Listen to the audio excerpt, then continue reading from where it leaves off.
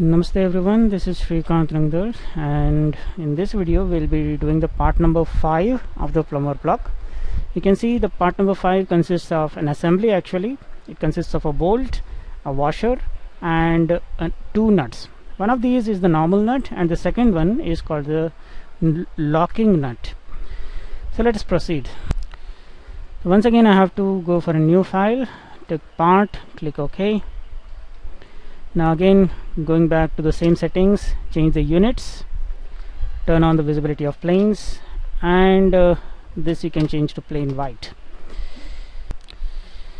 So now let us start with this bottom base. You can see this is having a cross section of 28 square. So let me go to the top view, go for sketch. I'll go with the rectangle which is center rectangle. Center of that will place here and I'll draw a rectangle. Now I'll press Ctrl and select both these lines and choose the option equal because this is a square. So now you can see both the length as well as width are changing, keeping themselves equal to each other. Now choose the smart dimensions and give the dimension. So this is 28. You can see here this is 28. And now I have to go for extrude. I have to extrude it on the bottom side, so let me change this, and the thickness is to be 12. So this extrude length I'll just give it as 12. Click OK. So you can see this part has been created. I'll hide the planes because they'll just disturb me. Now I have to create this screw part, so I'll choose this face, go to sketch, and I'll take a circle exactly at the center, and its diameter has to be 16. You can see that, so 16 diameter. Again I have to go for extrude, and this time the length has to be 130. So 130 has to be the length. So click OK.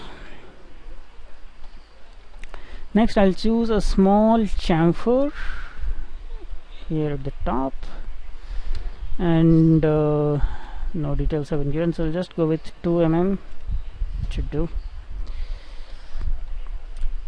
Next we have to create chamfered area here on this surface, so I'll just choose this face, go to sketch, and I'll just arrange this properly.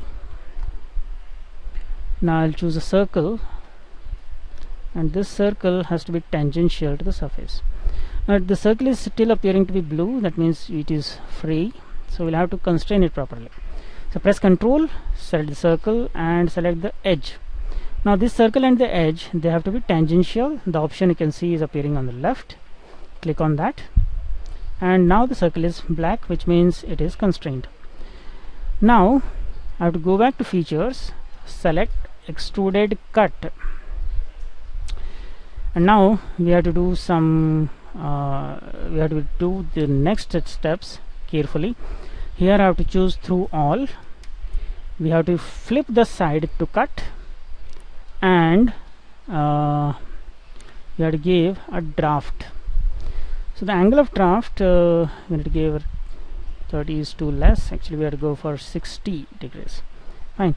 So these are the settings you have to do. Fine. Then click OK, and you can see the chamfer has been created here, and when you see this from different views, the same is going to be visible. So this here is the chamfered area. Fine. So this is how the chamfered area is going to look like. So the bolt is almost done. We are done with this. We don't have to put this threading and all in this. So let me go ahead and save this as a bolt. Next I have to go again for a new file, part, okay, washer, okay. So again we have to do the same settings, do this here, do this, and choose this. This one I'll take in the top plane, go to sketch, and choose 2 circles which are concentric. The inner circle has to be a little greater than 16 diameter, so I'll just go with 16.5 on the inner side, and the outer one I have to make it double, little more than double. So 17, is it 17? It's 16. So 16 into 2 plus, okay, 2 or 3, okay, 4. So this will give me the washer. Go to features, extrude. You can say it's extruding properly, and the thickness we have to take 16 into 0.2, 16 into 0.2 we have to take the thickness. So this again I have to save as washer. Then next again I have to take a new file. Okay, so I'll just have to go to new files, part again, and now we have to create the hexagonal bolts. Once again, of course, we have to do the settings, visible, change this to plain white, top view, go to sketch. Actually we are on sketch. Fine. Now from the options we have to choose a hexagon. So number of sides, you can see we have given 6, and from the center I can start creating this. So randomly I've just clicked somewhere, and you can see that this is indeed a hexagonal bolt. Now one of the sides I'll just make it horizontal, one of the edges I'll just choose it and make it horizontal. The edge length has to be same as the diameter of the bolt that we are choosing, and then I need a circle at the center. This again, the diameter has to be 16, and now we can just extrude it